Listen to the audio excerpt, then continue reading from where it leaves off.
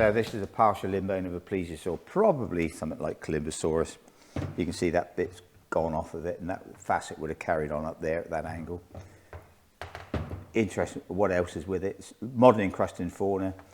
There's a half of a plesiosaur vertebra there, and some odd bits of rib. Now this has been dredged up off, probably off the either the west or south coast of Portland. And these are collected because you get these scallop dredgers. They actually drag the whole of the sea floor, which is all Kimmeridgian, and they get the scallops. And of course they often dredge up these bones as well, because it's an area of high current activity, because it's tidal and there's a massive tidal race through there. It scours the sea floor, and it constantly erodes away that soft Kimmeridge clay and exposes all these sort of bones. So you can see, without shadow of a doubt, that side was the underside, because there's hardly any barnacles on there, and this side's completely encrusted. It's, well, as I say, what the fishermen do, they collect a lot of this and sell it on to sort of dealers in big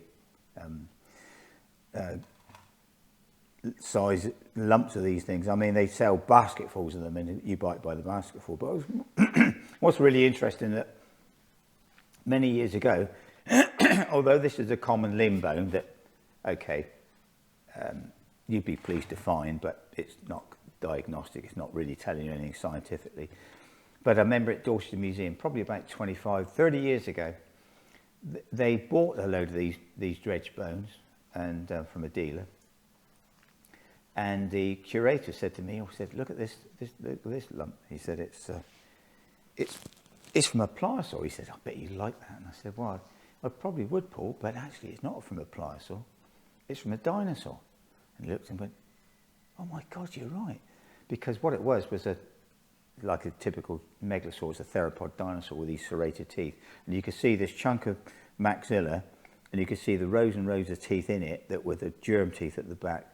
And it turned out that was dredged out of the Kimmeridge clay. So there's some really important material coming that's dredged that probably, because the fishermen don't really know what they're selling, they just sell on the lumps of rock as one big sort of bundle, one big tub.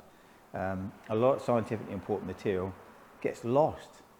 The only thing is with it, you can't say with any authority which ammonite zone it comes from, but I know Chris van der Wyver looked at some of the material and dredged amongst that with some shell with analogous Stephanus ammonite, so it was definitely, we think, mainly lower Kimmeridge clay reptiles that are coming out from this area. But there's some fantastic material come out of it. But that's something that, as I say, very, very common, but still very interesting. But we're often looking for more important material than this. This is, as I say, non-diagnostic really. But the future, as I say, there can be dinosaur material coming from there, like that theropod, or there could be other material.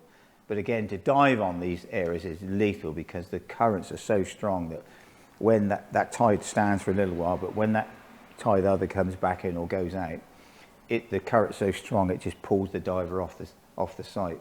In point of fact, the diver, whether it's a tall tail or not, said that he went diving down there and saw a whole complete skeleton down there, but whether that's true or not, we don't know. But hey ho.